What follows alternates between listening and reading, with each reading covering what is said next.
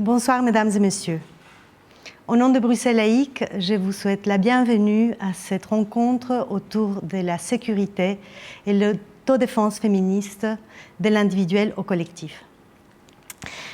Ce rendez-vous s'inscrit dans une campagne d'éducation permanente intitulée « Liberté, sécurité, faut-il choisir ?», qui explore la tension entre ces deux concepts et qui, depuis le mois de novembre, vous donne rendez-vous de manière régulière autour de thématiques comme l'éthique du numérique, comme le rôle de la police ou de l'armée dans la société, dans le contexte actuel, mais aussi autour de droits et libertés individuelles face aux contraintes et aux mesures sanitaires.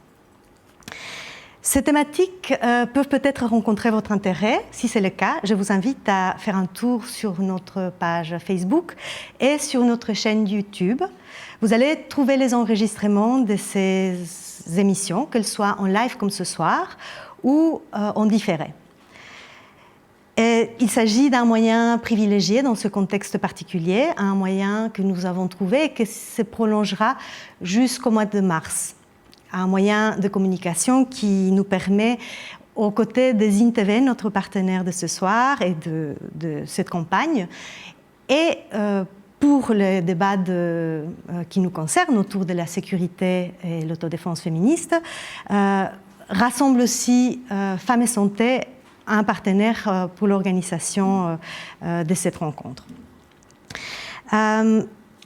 En décembre 2020, il était question d'aborder la sécurité des femmes sous l'angle de l'éthique du care, du prendre soin ou du souci des autres. C'était un premier volet de cette exploration de la sécurité des femmes. Actuellement, on aborde la sécurité des femmes autour de la question de comment rendre plus sûr, mais aussi plus respectueux, les soins de santé, notamment face aux violences gynécologiques et obstétricales. En effet, en avril 2020, il était question de présenter un guide, le guide Zone à défendre, qui était un guide d'autodéfense destiné à accompagner les femmes dans le cadre des consultations en santé sexuelle et reproductive. On avait imaginé nous rassembler de manière festive autour d'une pièce de théâtre, la pièce de théâtre Speculum, mais malheureusement, le Covid est passé par là et on a dû attendre 9 mois. Ce n'est pas une blague. 9 mois après, et quelques confinements plus tard, on se retrouve autour de la même question, l'autodéfense féministe, dans le cadre des consultations, mais avec le souci d'intégrer le point de vue des professionnels de santé. Parce qu'en effet, cette épidémie, cette situation particulière, cette crise sanitaire a mis les professionnels de la santé, sages-femmes, médecins, infirmières, infirmiers, face à des violences économiques vraiment très importantes. Or, est-ce que, parce qu'il y a une urgence sanitaire, faut-il laisser en suspens la mobilisation nécessaire contre le sexisme en médecine et contre un paternalisme qui est toujours présent dans la prise en charge des consultations et des accompagnements en santé sexuelle et reproductive. Avant de présenter le panel et avant de donner la parole à nos intervenantes, je vous invite à découvrir une capsule vidéo qui présente le guide dont il va être question en partie ce soir. Femmes et Santé a coordonné avec 6 autres associations l'écriture, l'édition de ce guide. Au départ, il y avait une volonté en fait, de rééditer une première brochure sur les violences gynécologiques obstétricales dans le cadre des avortements. Et puis en fait, en se mettant autour de la table, en discutant, on s'est rendu compte que ces violences qu'on peut vivre dans le cadre des avortements font partie d'un continuum et qu'il y avait une nécessité en fait, de revenir sur les violences qu'on peut vivre depuis les premières consultations jusqu'aux dernières et de vraiment proposer un outil, une publication qui serait plus complète et qui viendrait inscrire ces violences dans le cadre d'avortement dans quelque chose de plus large. Alors, ce manuel est à destination des femmes et plus largement des personnes qui ont un utérus, des ovaires, un vagin. Ça s'adresse à des personnes a priori de tout âge, probablement que des plus jeunes filles auraient peut-être un peu plus difficile à rentrer dedans, donc des ados. On a essayé en tout cas dans notre collecte, mais aussi dans notre analyse, de pouvoir rendre visibles différents types de discrimination. Alors la discrimination liée au genre, donc le fait d'être femme, mais aussi le fait d'être une personne intersexe. Et donc on confronte aussi la question de la binarité de genre et qu'on peut vivre des violences dans le milieu médical du fait de ne pas correspondre aux normes qui sont établies en matière de sexe biologique. On rend aussi visible d'autres types de discrimination, comme les discriminations raciales, le fait de recevoir des commentaires racistes ou parfois un traitement différencié du fait de notre couleur de peau, du fait de porter un voile, de peut-être ne pas parler la même langue ou des choses comme ça. Et enfin, il y a aussi une attention qui est portée autour de commentaires grossophobes et donc de la place de ces femmes-là aussi dans les consultations. Ce guide a vraiment pour objectif de donner, à mon avis, j'ai envie de dire une grille de lecture en fait sur ce que sont les violences gynécologiques obstétricales et comment elles se déploient dans nos vies, parce que parfois on ne s'en rend pas toujours compte. Et puis c'est aussi de ne pas simplement informer sur les droits et de dire ça ne devrait pas vous arriver, connaissez vos droits. C'était aussi de pouvoir donner des stratégies vraiment très pratico-pratiques de comment est-ce qu'on peut faire appliquer nos droits, comment on peut mettre en place des stratégies pour se protéger, pour prévenir des violences, pour se faire respecter ou pour éventuellement dénoncer des violences si à un moment donné elles ont lieu. Je pense que de la même manière que le guide donne une grille d'analyse sur ce que sont les violences et aussi ce que ça nous fait, parce que c'est pas juste dénoncer une situation et se plaindre pour se plaindre. Je pense que ça a des conséquences vraiment profondes sur la vie de toute une série de femmes. Donc en mettant en lumière ces témoignages, on permet aussi aux soignants et aux soignantes de voir ce que vivent les personnes qui sont en face d'elles et qui n'ont peut-être pas toujours qui sont peut-être pas toujours à l'aise ou légitimes de pouvoir les interpeller sur des gestes ou des phrases qui auraient été déplacées.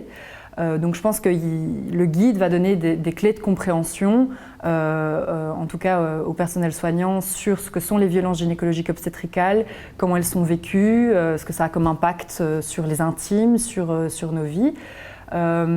Et puis je pense que même si les stratégies d'autodéfense ont vraiment pour objectif de soutenir les femmes à pouvoir engager le dialogue, peut-être que les soignants et les soignantes peuvent aussi identifier des choses qu'ils ou elles peuvent proposer pour faciliter ou pour mettre à l'aise dans une consultation.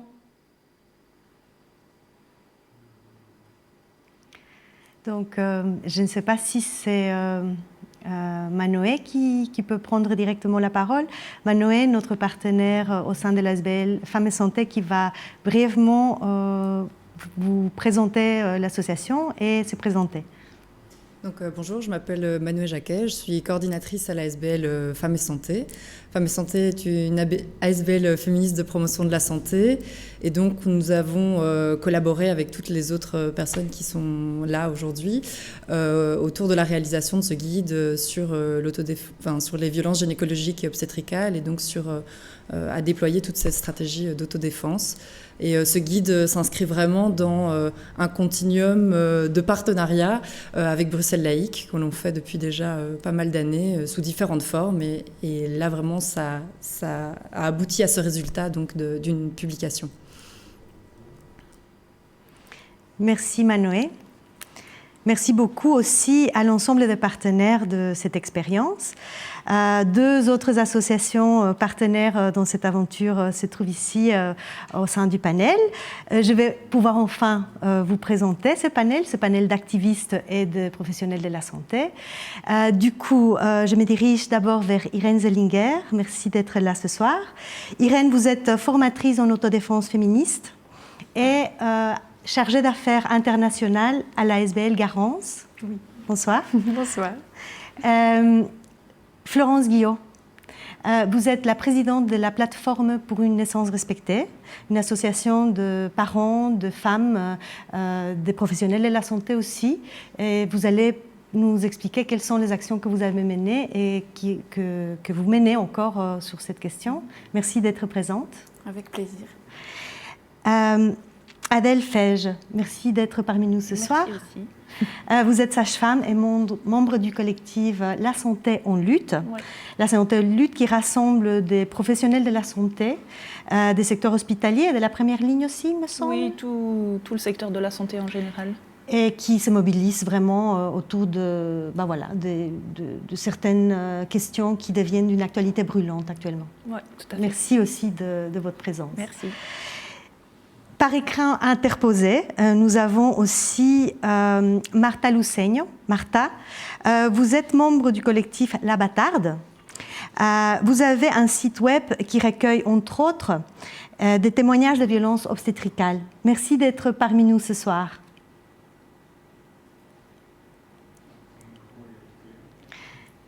On ne t'entend pas, Marta, donc il faudra vraiment peut-être laisser ton micro. Merci beaucoup pour l'invitation et bonsoir à tout le monde. Je m'excuse. On fera le nécessaire, voilà. Voilà, merci à toutes pour avoir répondu présente. Du coup, je vais vous donner dans quelques instants la parole, mais avant, je voudrais prendre quelques secondes pour inviter le public à nous soumettre vos questions, vos commentaires, vos témoignages à travers la section des commentaires des différentes pages Facebook qui transmettent ces lives. N'hésitez pas à réagir déjà dès maintenant parce que ça nous permet d'organiser cela en mieux. Et encore grand merci de nous accompagner pour cette discussion. Voilà, donc je vais tout de suite donner la parole à Marta Luceño. Marta, la question que j'avais envie de vous poser, c'était pourquoi vous êtes intéressée à cette question de violence obstétricale et gynécologique? En fait, tout est parti d'un vécu personnel. Je pense que ça arrive beaucoup dans ces questions qu'on approche de la question des violences obstétricales. J'ai eu mon fils en 2015. Je m'étais très bien préparée. J'avais préparé un plan d'accouchement. J'avais décidé qu'est-ce que je voulais, qu'est-ce que je ne voulais pas. Et je me suis retrouvée en ayant eu tout ce que j'avais forcément pas souhaité pour mon accouchement, notamment l'oxytocine, la péridurale et finalement une césarienne d'urgence. Donc, en principe, quand on sort de l'accouchement, on est très choqué. Je me suis sentie abattue de la façon dont il s'est passé cet accouchement. Mais avec les temps, et notamment avec la création du collectif La Bâtarde, je commençais à me poser des questions de comment j'avais vécu mon accouchement, est-ce qu'il y en avait de la violence ou pas. On commençait beaucoup à parler dans les médias aussi sur la violence obstétricale, donc je me suis dit, commence à m'intéresser petit à petit. Et puis, il y a aussi tout mon entourage, toutes les femmes qui venaient d'accoucher dans mon entourage, ils me racontaient des histoires et la violence était un peu partout. Donc, petit à petit, on a commencé à travailler sur un dossier sur le corps et je me suis lancée sur l'idée de travailler sur les violences obstétricales sans vouloir me concentrer seulement sur les violences qui ont lieu dans le milieu hospitalier pendant l'accouchement ou pendant la grossesse ou l'après-accouchement, mais aussi sur les violences sociales, les violences des couples qui peuvent avoir lieu pendant cette période très précise.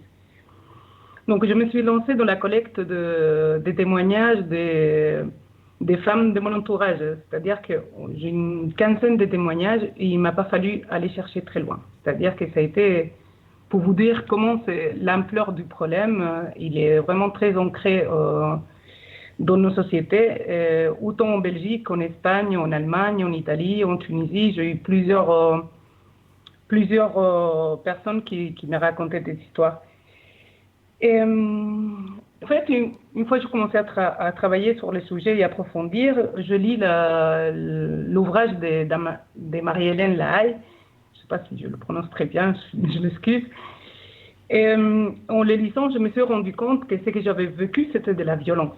Qu'on ne nous l'explique pas, mais l'enchaînement, l'instrumentalisation médicale de l'accouchement peut produire ce qu'il m'est arrivé. Et c'était un moment de choc pour moi aussi.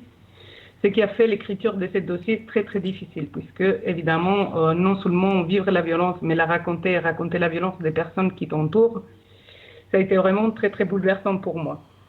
Donc, au moins, j'ai compris la violence et je me suis sentie soulagée de savoir que j'avais vécu une violence et que je pouvais mettre en place quelque chose, au moins donner quelques conseils pour que les femmes puissent, de mon entourage, les personnes qui lisent la page, puissent faire quelque chose autour de cette question, puissent se préparer mentalement, physiquement à l'accouchement.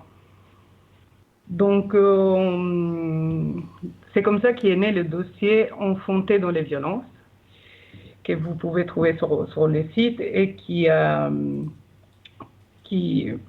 été très dur, mais qui a été une satisfaction aussi de pouvoir publier, puisqu'il n'y a pas énormément de place pour la parole des femmes. Et quelque chose que je voudrais mettre en avant de la démarche que j'ai suivie, c'est justement de dire aux femmes, racontez par vous-même avec vos paroles. Je n'ai pas fait des entretiens. J'ai notamment laissé la parole libre et c'est des extraits très longs dans lesquels elles racontent les violences qui vont des épisotomies ratées, très ratées, à le point de suture de mari, à des violences conjugales en lien aux séquelles de cette violence obstétricale. C'est vraiment très dur à lire et je conseille d'ailleurs, si quelques de nos internautes qui nous regardent vont les lire, prendre des précautions. Surtout s'il y a des femmes qui sont enceintes, ne pas aller lire le tout parce que ça peut aussi faire un peu mal, ça peut faire peur, mais je pense que c'est intéressant à lire. Voilà. Merci beaucoup, Martha. Voilà, en fait, on entre directement dans le vif du sujet. On a nommé quelques violences, des épisiotomies, des points du mari, des situations vraiment qui mettent les femmes dans une détresse importante. Voilà, je me retourne vers Adèle Feige en tant que sage-femme. Comment est-ce que vous, les professionnels de la santé, comment est-ce que vous recevez les plaintes des femmes ? Alors, moi, je vais parler en mon nom parce qu'effectivement, toutes les institutions sont différentes, les pratiques aussi sont différentes, malheureusement. Et donc, selon aussi également mon travail, moi je travaille spécifiquement en salle de naissance et donc on va dire que c'est vraiment le moment culminant de l'accouchement. Et donc, une fois qu'elles ont accouché, elles restent 2 heures avec nous et puis elles partent à la maternité. Donc moi, je ne les vois plus. Et donc, effectivement, on reçoit en tout cas peu de plaintes directement, on va dire après l'accouchement, comme le disait Martha, après l'accouchement, il y a un peu la sidération. Par contre, des moments où on va recevoir des choses violentes qui ont été vécues, ça va être par exemple lors de débriefing, donc post-accouchement. Dans notre institution, on essaye de débriefer chaque accouchement. Alors je dis bien on essaye parce que c'est pas le cas, on ne le fait pas pour tous les accouchements, mais on essaye de se dire que même si un accouchement, si selon nous c'est bien passé, c'est pas pour autant qu'il a été bien vécu. Et alors effectivement, il y a des manières de faire ce débriefing. Hein. On peut l'utiliser aussi pour justifier ses actes et du coup en fait aussi garder cette domination, on va dire, sur la femme. Et comme le dit Martha, une des meilleures façons de le faire, c'est de laisser la parole libre et d'inviter plutôt la femme ou le couple à raconter en fait qu'est-ce qui s'est passé pour eux. Simplement par exemple en disant ben voilà, hier vous avez accouché, est-ce que vous pourriez ou est-ce que vous auriez envie de raconter l'accouchement ? Et c'est plus dans ces moments-là que vont ressortir des violences vécues et peut-être qu'on ne se serait pas rendu compte. Je pense qu'il n'y a aucun professionnel, en tout cas dans les institutions, je ne parle pas d'accouchement à domicile, etc., où c'est vraiment plus individualisé. Il n'y a aucun personnel de santé dans ce domaine-là qui peut prétendre ne pas avoir été violent à un moment donné. Et ça, je pense que ce n'est pas possible. Après, il y a différents facteurs. Hein. Effectivement, il y a les facteurs institutionnels, il y a la hiérarchie, il y a aussi juste le fait de se remettre en question ou pas, ce qu'on a appris à l'école. En tant que professionnel de santé, on n'est pas du tout formé sur les violences obstétricales. Pas du tout, on n'en parle pas à l'école. En tout cas, en tant que sage-femme, moi, j'en ai jamais entendu parler. Et c'est vraiment un débat de société actuel. Et donc, alors chez les médecins, clairement, on n'en a jamais parlé. Mais je veux dire, pour nous, la parole n'est pas encore déliée du tout. Et donc effectivement, elle vient d'associations, et donc c'est comme ça qu'elle s'immisce un peu vers nous. Voilà, mais alors donc comment on peut recevoir en fait les plaintes des patientes, c'est en donnant accès aussi au dossier par la suite. C'est ce qu'on doit faire. Alors après, il y a aussi toujours la possibilité de manipuler, de dire le dossier n'est pas encore prêt. Enfin voilà, ça, moi je l'ai déjà vécu dans des lieux de stage vraiment pas recommandables. Ben voilà, où on victimise la patiente pour cacher ses fautes, entre guillemets, ou en tout cas même pas les reconnaître. Donc voilà. Donc selon les institutions où l'on est, on a peu de leviers d'action directs. Après, il y a vraiment plein de manières d'améliorer ça. Simplement libérer la parole, former les professionnels, définir en fait ce que c'est une violence obstétricale ou gynécologique, parce que c'est pas forcément évident pour nous en fait de se dire là j'ai été violent. Parfois on s'en rend pas compte du tout, même avec la meilleure volonté qu'on a. C'est recevoir les projets de naissance des couples et les respecter. C'est être capable de donner le choix aux patientes, ce qu'on ne fait pas souvent, et qu'on justifie aussi par l'urgence. Alors effectivement, parfois il y a des vraies urgences, ça il ne faut pas le nier non plus. Et il y a aussi toute la problématique de la responsabilité juridique, en fait, elle est portée que par le professionnel, et donc il y a aussi beaucoup de professionnels qui ont du mal à se dire oui, de laisser le choix à la dame aussi, en se disant oui, mais elle veut vraiment pas de ventouse, imaginons, mais moi je suis convaincue qu'il le faut, et je vais l'imposer parce que après si ce bébé va pas bien, parce qu'on n'a pas mis la ventouse, parce qu'on l'a pas sorti assez vite, il y a que moi en tant que professionnelle qui vais porter le poids juridique de ça. Donc il y a aussi des choses à faire évoluer dans les lois, je pense, pour faire évoluer les mentalités. Je ne sais pas si tu peux peut-être te conclure, arriver vers la fin, parce que je regarde le temps. Oui, pas de souci. Mais voilà, je pense qu'en tout cas, nous, en tant que professionnels de santé, je pense que clairement, on n'est pas assez conscients de cette problématique. Et il nous manque en tout cas des leviers d'action pour aider à améliorer nos manières de travailler et à aussi libérer la parole de ces femmes et à faire en sorte que ça ne se reproduise pas ou à réparer aussi les choses. Voilà.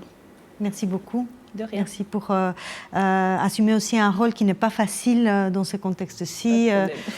Voilà, et j'imagine qu'effectivement, ça a été dit, chaque contexte où se passent les accouchements a une culture propre, où il y a peut-être plus de marge que dans certains endroits que dans d'autres. Donc forcément, tout est une question de contexte. Merci beaucoup en tout cas d'avoir déjà planté cet aspect-là, ce point de vue-là.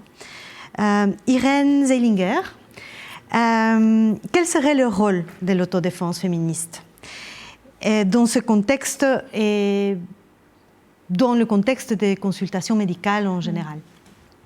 Alors quand on parle d'autodéfense, qu'elle soit féministe ou pas, la grande majorité des gens pensent tout d'abord à la défense physique, et en effet il y a des situations où c'est nécessaire de se défendre physiquement, et ça peut être quelque chose de jouissif et au même moment renforçant la confiance en soi, d'apprendre à se défendre et d'apprendre que notre corps, ce n'est pas notre ennemi, mais peut être aussi l'outil de notre émancipation.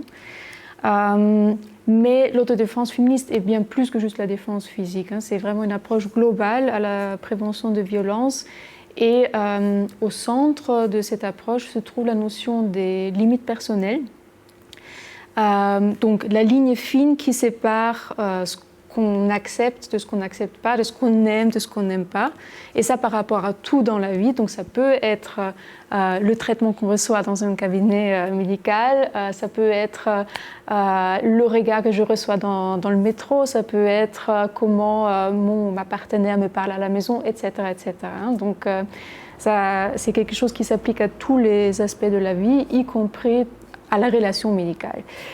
Et donc cette notion des limites personnelles est super importante parce que, comme Martha l'a expliqué, on a bien s'informer en amont et faire des plans, etc. Mais si on n'est pas attentif à ses propres limites, on risque de se faire entraîner dans un truc où à la fin du compte, bien après on se rend compte que en fait ça n'allait pas du tout, que c'était violent, mais c'est trop tard pour encore changer les choses.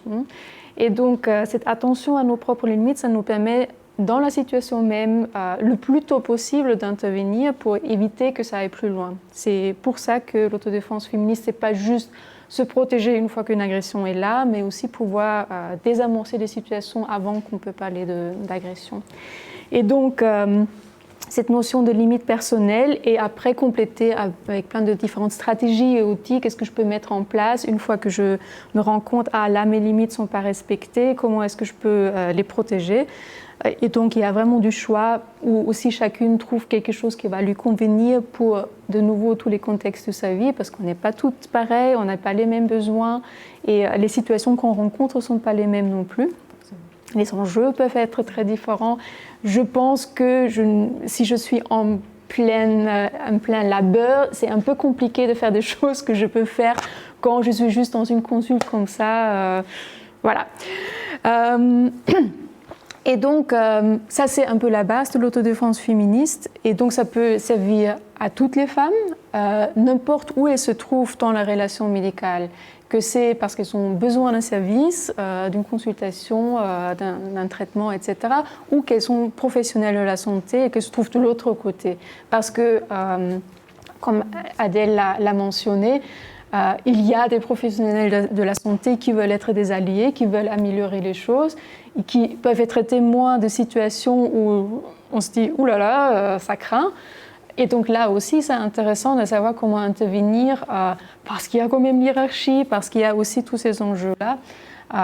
Et donc là, l'autodéfense peut aussi outiller des potentiels alliés de l'autre côté. Merci beaucoup. Et merci aussi pour ce respect scrupuleux du timing à toutes nos intervenantes. Vraiment, c'est super.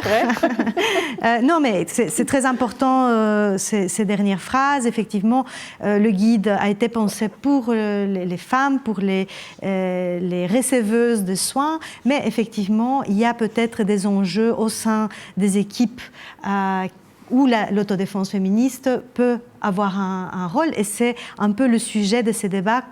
Comment et avec quels moyens on passe de l'individuel au collectif. Justement, on en revient.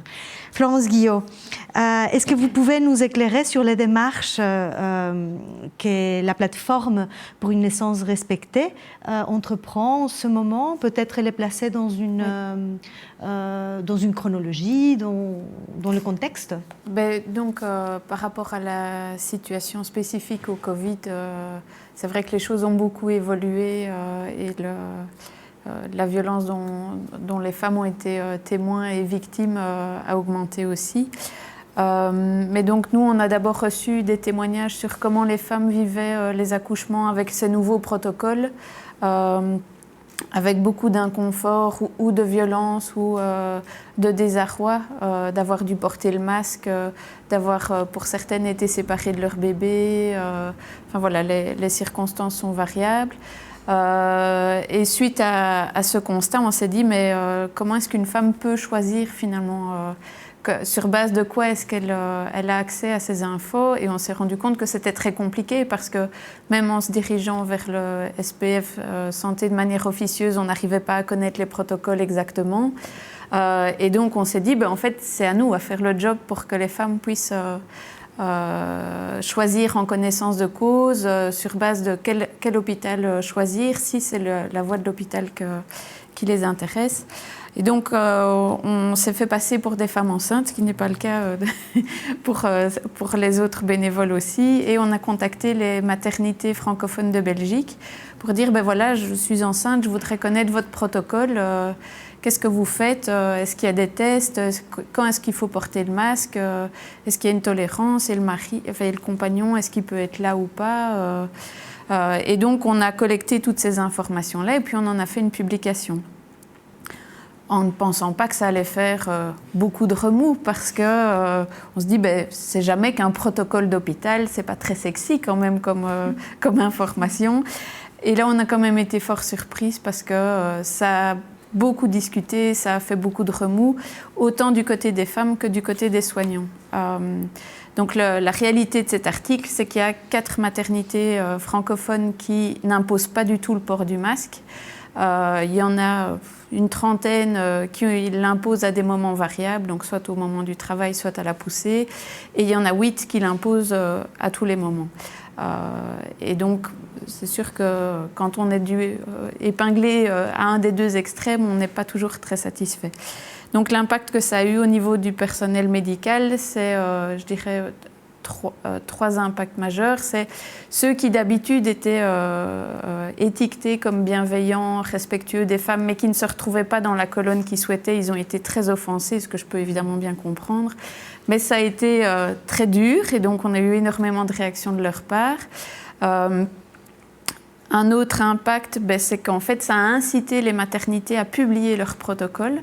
Donc ça, il y a plus d'une dizaine de maternités qui ont fait des petites vidéos, qui ont fait une publication en disant « Chez nous, tout se passe bien, regardez ce qu'on fait ».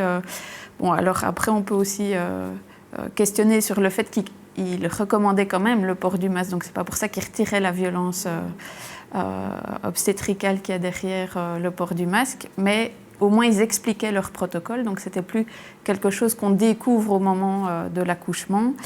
Le fait d'être sous ces projecteurs, ça a quand même mis une certaine pression. Et alors, le troisième aspect, c'est que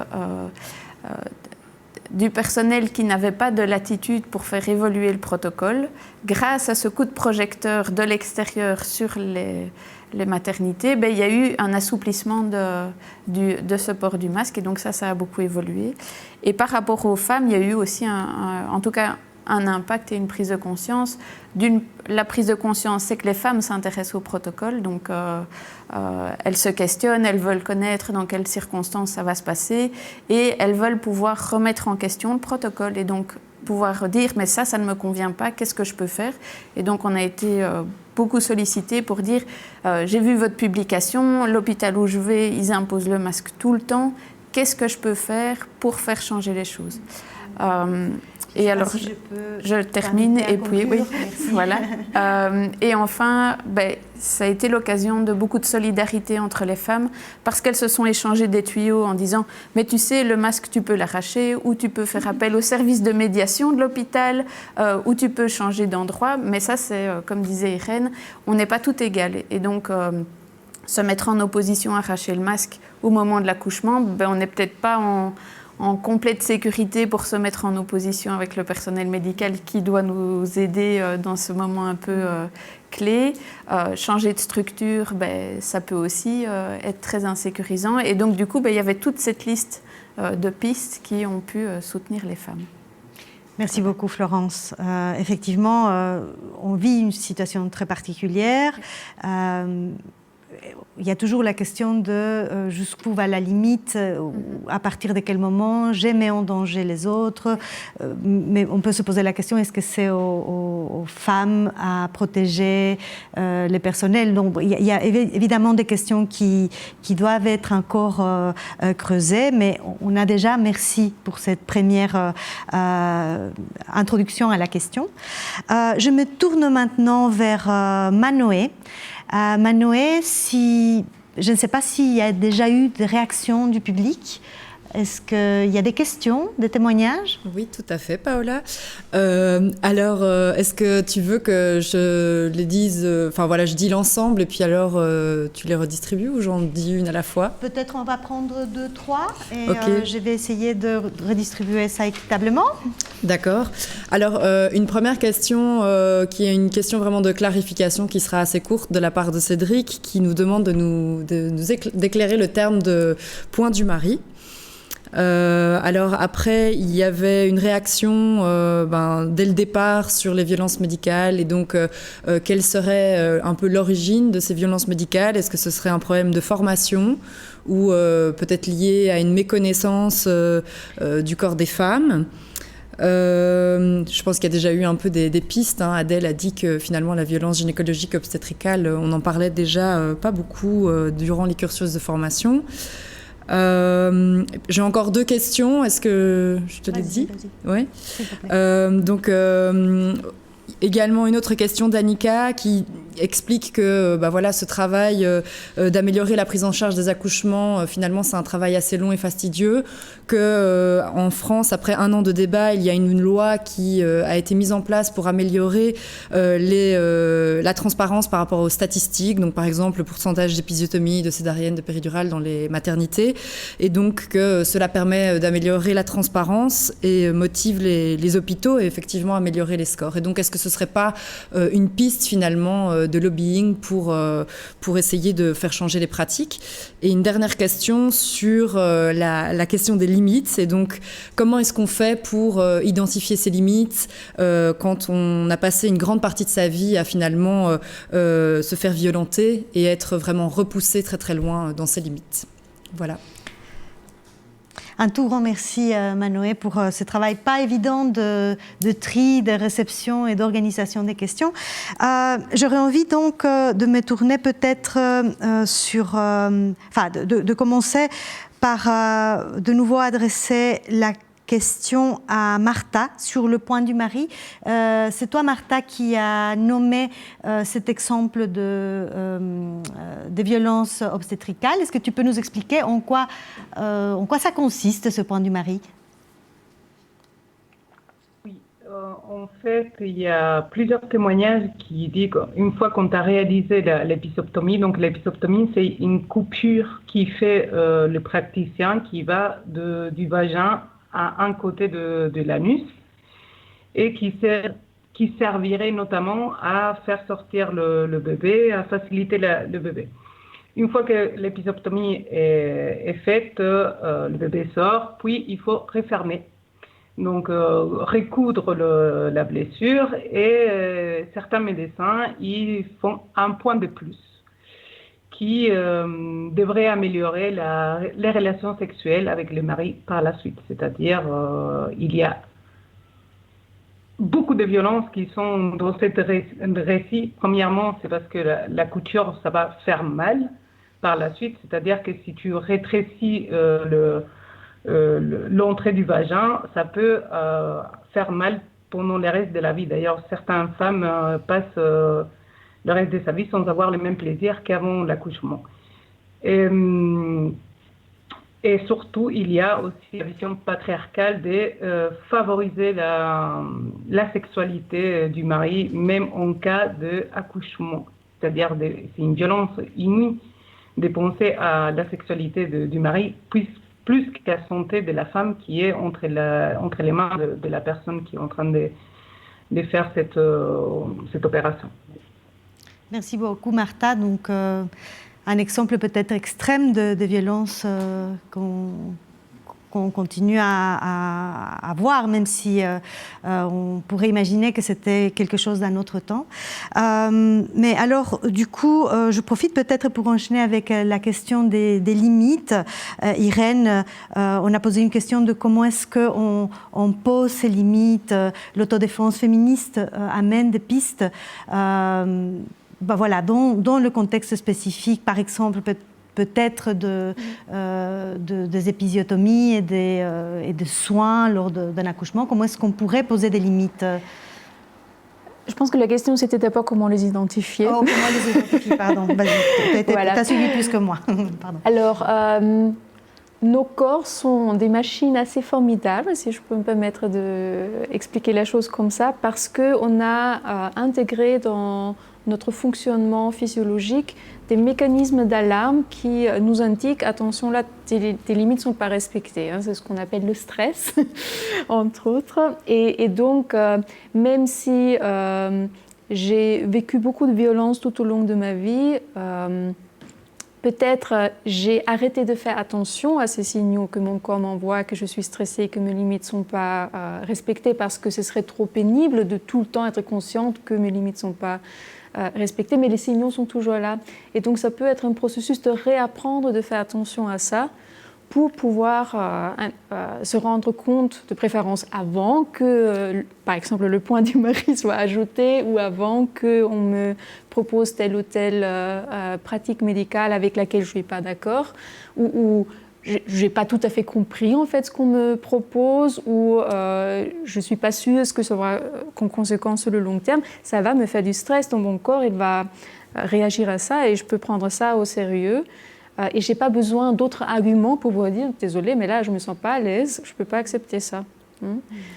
Et donc, comment poser les limites? Tout simplement déjà dire qu'on ne se sent pas à l'aise, dire ce qu'on est prête à accepter ou pas accepter, et éventuellement proposer des alternatives si on est assez informé pour faire ça, demander de l'aide à d'autres personnes. Donc si je suis face à un professionnel de la santé qui n'écoute pas quand je pose une limite, il y en a peut-être d'autres que je peux interpeller et dire mais elle me fait ceci, il me fait cela.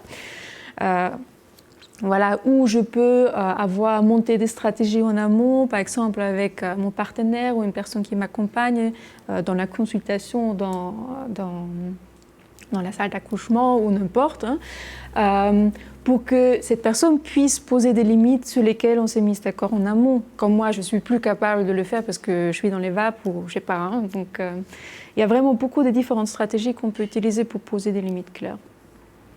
Merci beaucoup. Donc, quelques-unes sont très bien expliquées dans les guides et on vous invite forcément à les découvrir. Est-ce que je me retourne maintenant peut-être vers Adèle? Adèle, il a été question des origines de ces violences. Je sais que ce n'est pas une question facile, d'autant plus que d'après ce qu'on a l'impression, vous pratiquez d'une manière assez consciente en intégrant un débriefing systématique ou si possible. Donc voilà, on a l'impression que vous pratiquez d'une manière qui va plutôt vers le respect, mais vous avez peut-être des théories, des hypothèses. Qu'est-ce qui fait qu'on a cette violence aussi permanente, persistante? J'ai pas de réponse, c'est-à-dire que j'ai pas étudié la question en profondeur. Je vais juste répondre avec mon ressenti.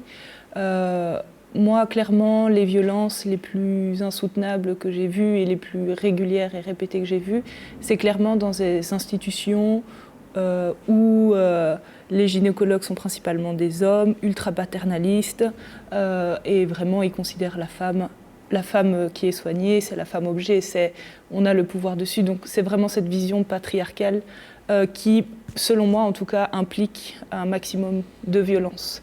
Alors après, il y a des violences entre femmes également, ça clairement. Mais je pense que les professionnelles féminines qui sont amenées à poser des gestes violents de cette sorte, elles ont, entre guillemets, cette vision aussi patriarcale de la chose et elles ont réussi à accéder à ce pouvoir. Voilà, et voilà, au lieu d'améliorer ça, on va dire, elles font un peu la même chose.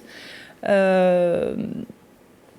y a aussi le pouvoir aussi qu'on accorde aux soignants, le fait d'avoir la blouse, etc. C'est vrai que moi, des fois, je rencontre des femmes ou des hommes qui vont me dire « mais nous, on ne sait pas, c'est vous qui savez ». Et voilà, il y a cette position de pouvoir aussi, en fait, dans lequel où on est souvent, qui fait que on est plus amené à user de ça et donc à être violent et dégradant.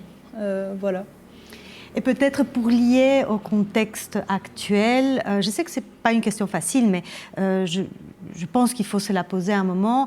Est-ce que le manque de financement, le manque de ressources, le fait que parfois les professionnels de la santé font des très longues heures des gardes, est-ce que aussi bien sûr. Un contexte économique favorise ça? Bien sûr. Tout à fait.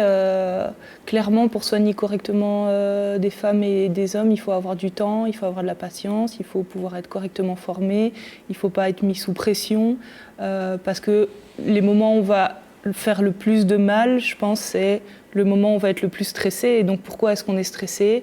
Ça peut être de par la hiérarchie, de par la pression qu'on nous met, de par les chiffres qu'on nous demande à atteindre, de par la rentabilité.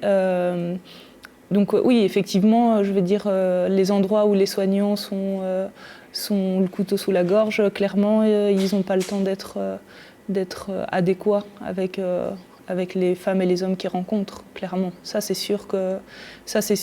Et On parlait tout à l'heure, un des moyens des soignants peut-être de faire changer les choses, c'est par exemple de lutter et de se mettre en lutte pour changer les conditions de travail.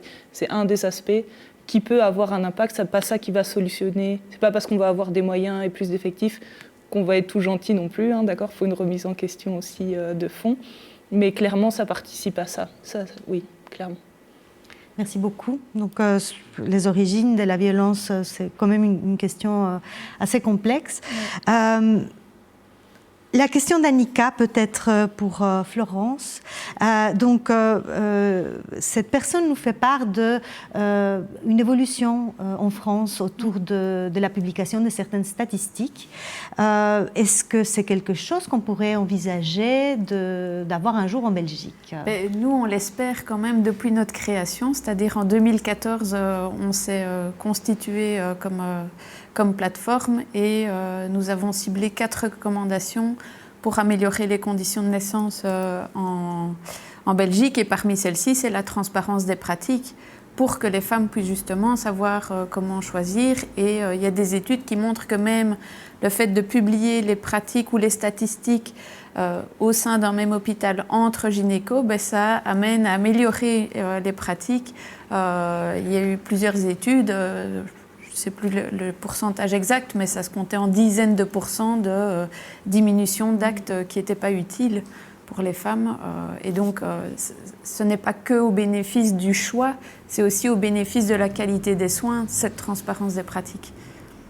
Mais on pourrait parfois se préoccuper que ça puisse mettre en concurrence les professionnels ou augmenter leur stress. Si c'est pour mettre de la qualité en avant, enfin...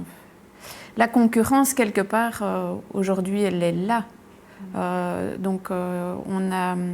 Ça fait 2 ans qu'on a créé un groupe de travail qui rassemble des gynécologues pour échanger sur comment est-ce qu'on pourrait améliorer les choses en partant de leur point de vue.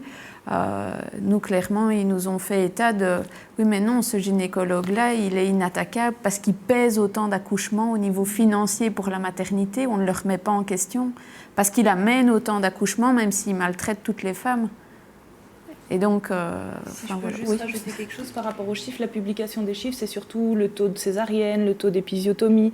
Et du coup, c'est plutôt des chiffres que les institutions vont vouloir avoir à la baisse pour se prétendre bien soigner. Du coup, voilà, c'était juste pour clarifier que du coup, ça va plutôt les inciter à moins pratiquer d'épisiotomie parce que ça sera moins mis à la lumière du jour qui font plein d'épisiotomies. Dans ce sens-là, la publication des chiffres est intéressante, clairement. Oui. Après, il y a le détail des chiffres aussi. Si par exemple, on montre que tel hôpital permet aux femmes de choisir la position d'accouchement et que tel autre, on n'a pas le choix, ça éclaire aussi sur quel accompagnement et quelle liberté on laisse à la femme ou pas. Merci pour vos réponses. Je pense que j'ai vu Martha réagir. Est-ce que tu veux encore prendre la parole avant de... Non ? Ok. En fait, c'était juste un petit détail. Comme on a expliqué les origines de la violence, je pense que l'éducation des médecins, et d'où ça vient le savoir médical, il faut revenir dans le temps. Donc l'accouchement s'est médicalisé à un moment donné. Avant, c'était les femmes qui le faisaient sur 2 femmes. Et la médicalisation a aussi amené une masculinisation du traitement des femmes qui accouchent. Pour vous donner un exemple assez clair, en Tunisie, on se rend bien compte que les femmes qui vivent dans la capitale, qui ont accès aux soins, leur accouchement il est beaucoup plus instrumentalisé et il y a beaucoup plus de violence que les femmes qui vivent en milieu rural ou qui n'ont pas accès aux hôpitaux si facilement, dans lesquels les violences sont beaucoup minimisées à la baisse parce que ça se fait de façon qu'on pourrait dire naturelle. C'est-à-dire qu'en cas de danger extrême de la dame, il va être transporté à l'hôpital. Je ne défends pas le fait de ne pas aller à l'hôpital, mais c'est-à-dire que l'instrumentalisation, c'est lié aussi à comment on apprend à faire accoucher une femme. D'ailleurs, la façon de dire « je fais accoucher une femme », alors que ce n'est pas la réalité. C'est la femme accouche et le médecin ou la personne qui doit accompagner l'accouchement et en cas de besoin, il doit intervenir pour maîtriser la situation s'il y a un danger de mort pour l'enfant ou pour la mère. Merci beaucoup. C'est quand même un élément qu'il fallait rajouter, je pense, qui amène vraiment un éclairage plus systémique autour de cette question des origines de ces violences. Je me tourne de nouveau vers Manoé. Je ne sais pas s'il y a eu d'autres réactions et d'autres questions qui nous sont parvenues via les différentes pages qui retransmettent ce live. Alors, un témoignage peut-être et une question. Donc, je vais commencer par le témoignage de Fabienne Richard qui nous dit que l'autodéfense féministe est important pour les usagères, mais c'est aussi important pour finalement les professionnels de la santé. Et donc elle prend en exemple, par exemple, des stagiaires qui parfois sont vraiment témoins de violences et que du coup elles ne savent pas comment réagir, comment interpeller la hiérarchie. Ça se déroule sous leurs yeux et donc l'autodéfense peut aussi servir à ça. Aussi pour les soignants et les soignantes, c'est ça que je voulais dire. Et puis, la question qui est revenue, c'est comment savoir qu'on a vécu une violence gynécologique obstétricale ? Comment savoir que c'est effectivement ça qui s'est passé ? Ce que j'entends en tout cas derrière cette question, c'est qu'il y a des moments dans nos vies où on vit des choses difficiles. Par exemple, on a un accouchement qui se passe pas tout à fait. Est-ce que c'est parce que ça s'est pas passé comme nous on voulait, ou est-ce que parce qu'il y a eu effectivement des violences, on a vécu un avortement, est-ce que c'est parce que c'est difficile, ou est-ce qu'il y a effectivement eu des avortements qui ont été une pratique qui a été mal faite. Donc voilà, c'est peut-être comment est-ce qu'on peut différencier une violence de peut-être un vécu difficile lié à quelque chose qui se passe dans notre vie. Merci beaucoup. Effectivement, la violence n'est pas quelque chose qu'on définit d'une manière univoque. Il y a beaucoup de subjectivité.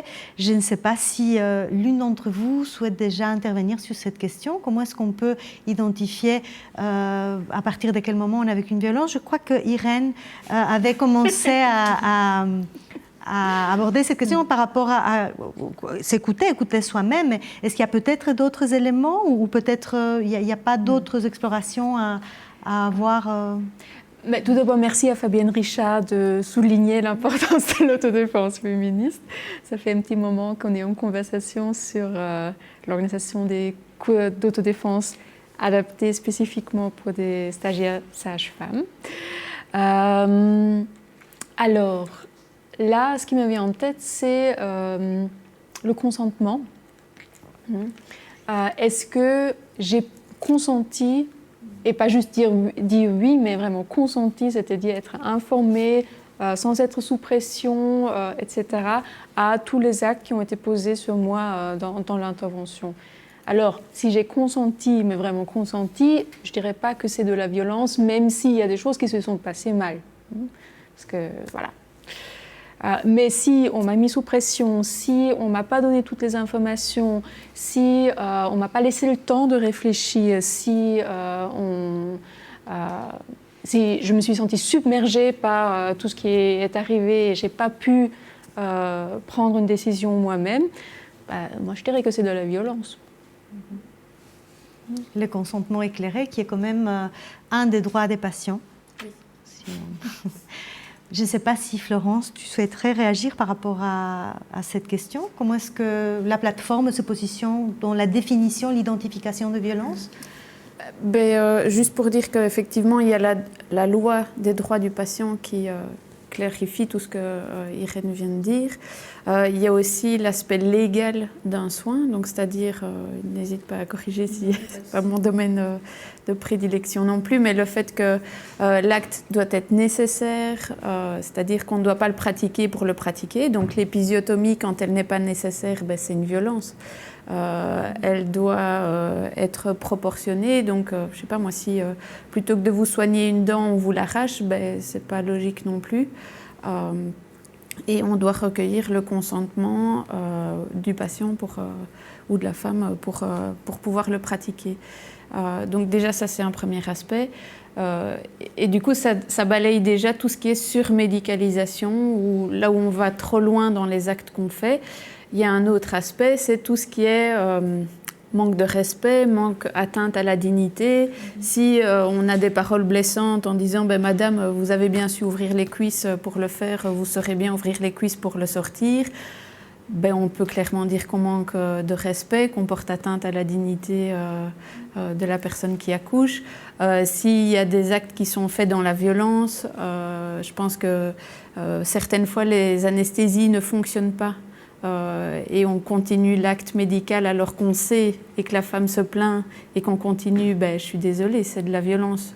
Enfin voilà. Je réfléchis, donc il y a verbal, il y a physique, et puis il y a la violence émotionnelle. Si vous n'agissez pas, vous allez être une mauvaise mère, il y aura des séquelles. Tout ça, c'est de la violence qui peuvent être complètement déconnectées d'avoir un soin médical correct. On peut pratiquer toutes ces violences en réalisant une très belle césarienne médicalement, quoi. Et c'est ça qui est difficile, et c'est ça qui est difficile pour les soignants à recevoir aussi, c'est de dire ma césarienne est parfaite, mais elle l'a quand même vécue comme une violence. Et justement, cette question de la perspective, du point de vue qui est différent, personnellement, j'ai eu des discussions assez difficiles avec certains médecins qui disent, qui assurent que l'épisiotomie est nécessaire pour la plupart d'accouchements, et donc qui affirment et qui sont convaincus, et que donc quand on leur dit que peut-être que dans certains cas il faut s'en passer, ils assurent que c'est absolument nécessaire. Donc je me tourne vers Adèle Feige en tant que sage-femme. Qu'est-ce qu'on pourrait dire à ces médecins, à ces personnes qui considèrent l'épisiotomie comme quelque chose d'indispensable ou presque? En fait, c'est très difficile, je pense, pour un soignant de ne rien faire. Et je pense qu'en fait, un accouchement, typiquement, quand tout se passe bien et que c'est physiologique, en fait, il faut rien faire. Parfois, être là, montrer sa présence. Et voilà, c'est vraiment toute la difficulté.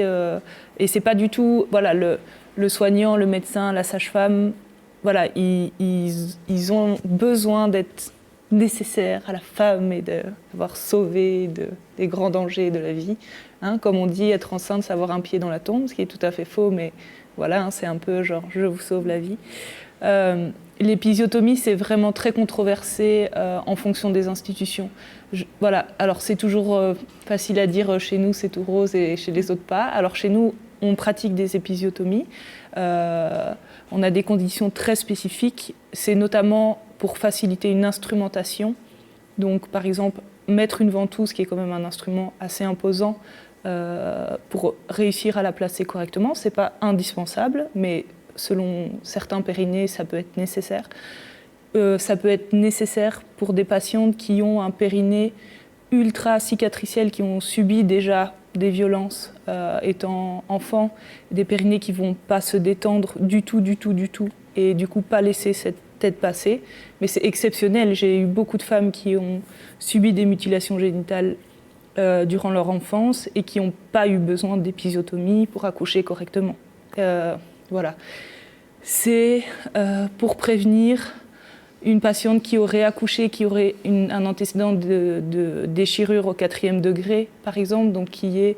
même celle-là, on ne va pas la faire accoucher par voie basse, on ne va vraiment pas lui proposer, sauf si vraiment c'est indispensable pour elle, mais plutôt une déchirure au 3e degré, donc on sait aller jusqu'à l'anus, pour prévenir que ça se refasse. Mais c'est vraiment des situations ultra particulières. Moi, je donne des cours... aux pompiers de temps en temps, parce que parfois ils sont amenés à faire des accouchements à domicile parce que c'est les premiers arrivés en tant qu'ambulanciers. Parfois le médecin n'est pas encore arrivé. Clairement, la phrase que je leur dis d'emblée, c'est « l'épisiotomie est une mutilation génitale ». Sauf des cas extrêmes qui ne vous arriveront pas à vous, donc vous gardez ça dans votre tête. L'épisiotomie est une mutilation génitale. Pour vraiment garder cet acte, un acte exceptionnel. Voilà. Merci beaucoup. De rien. Cet éclairage. Je ne sais pas si Martha, il y a un complément par rapport à ce tour de parole, qui est d'ailleurs notre tour de conclusion, parce que le temps est... Si tu vas t'exprimer, il faut remettre ton micro parce qu'on ne t'entend pas. Ça devait arriver encore une fois, c'est évident. Je voulais juste faire deux précisions par rapport à la violence, au ressenti de la violence. En faisant l'enquête, je me suis rendu compte que pour certains, ce qui était une violence terrible, pour les autres, ce ne l'était pas. Donc la violence aussi dans ce milieu est très difficile à estimer et il faut suivre vraiment les conseils qui donnent notre cher collègue, de voir comment il réagit son corps et voir comment il réagit sa nature. Et il y a quelque chose qui est très lié aussi à comment on perçoit la violence, c'est la peur. C'est-à-dire que quand on est en train d'accoucher, on a peur. Et les médecins, ils ont souvent cette tendance à mettre en avant la question si vous ne le faites pas bien, votre enfant peut mourir, avoir des séquelles, etc., etc. Donc c'est très difficile de poser des actes pour dire je ne veux pas ça, je ne veux pas ceci, etc., etc. Je vous donne un exemple qui m'est arrivé personnellement. Moi, j'ai terminé à faire une césarienne d'urgence et je demandais 5 minutes pour réfléchir à ma réponse, pour dire, parce que j'avais exigé qu'on m'explique pourquoi il fallait la faire, quel était le cas, pourquoi c'était si extrême, etc. Et la personne qui m'accompagnait pendant l'accouchement m'a engueulée en me disant mais pourquoi tu ne les écoutes pas, pourquoi tu veux prendre une décision ou prendre le temps d'y réfléchir. Donc cette peur est assez répandue et ça joue dans notre conscience et dans un moment de tension où le stress est maximal déjà. Où il y a un épuisement, où il y a tous les sentiments qui vont et viennent, toutes les hormones, etc. Donc, autant dans un moment normal, on peut gérer et on peut comprendre mieux son corps, dans ces moments, si c'est beaucoup plus difficile, je trouve. Merci beaucoup, Martha, pour effectivement ces éclairages absolument nécessaires. On arrive vraiment à la fin de cette conversation. Merci vraiment à vous toutes d'avoir répondu présentes pour cette rencontre.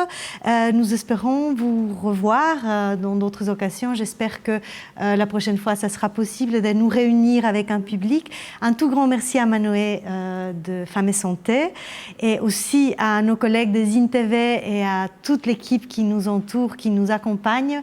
Nous allons dire au revoir aussi à vous, notre cher public, mais on vous laisse en compagnie d'un clip, un morceau d'un groupe belge, Las Lloronas. Le clip s'appelle Lágrimas, en lien avec la violence. Je pense que les larmes peuvent, tout le monde pourra trouver un lien, mais c'est notre manière à nous aussi de mettre un peu de culture, de mettre un peu de musique, de la création belge à l'honneur. J'espère que vous allez trouver ce clip aussi beau que moi je l'ai trouvé. Merci beaucoup et à une prochaine fois pour un live ou pour un enregistrement sur ces pages. Bonne soirée.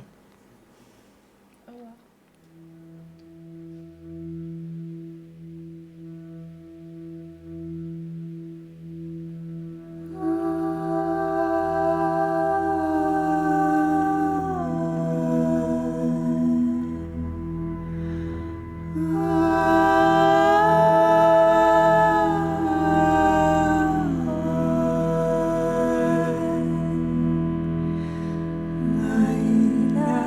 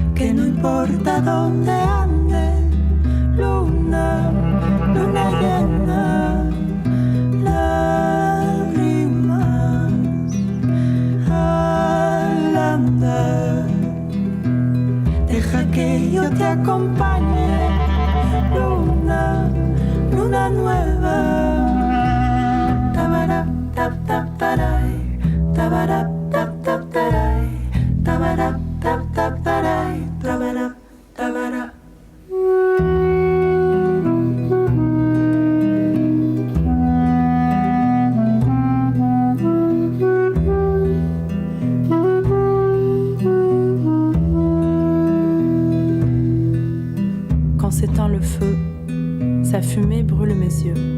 En larmes me voilà attendrie par la mort. Je me vois renaître, m'envoler par des fenêtres rouillées par trop de peur et de leurre et de cœurs aigris. Ne sais-tu pas que l'ogre rapetisse quand tu t'approches de lui?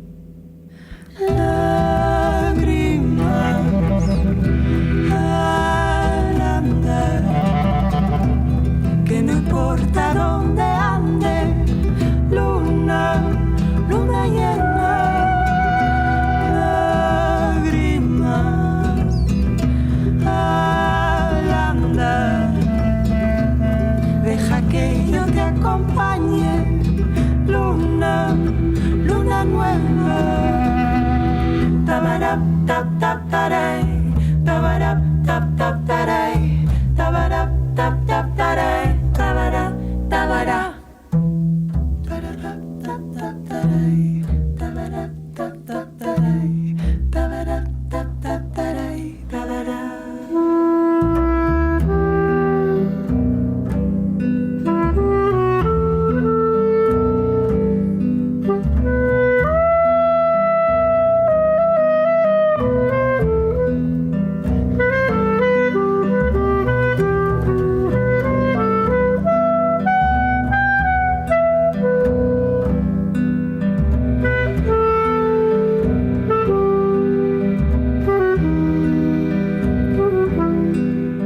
La grimace masque nos peurs.